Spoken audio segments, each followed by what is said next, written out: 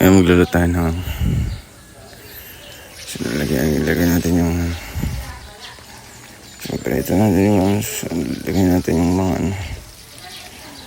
saluin natin yung mga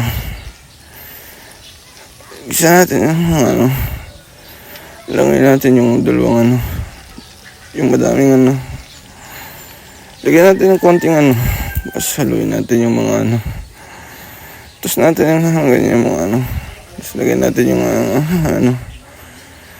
hintay natin yung tapos lagyan natin ng tubig yung lagyan natin ng bata natin yung tapos lagyan natin yung budbud na lagyan natin yung para mahila tayo sa work natin yung para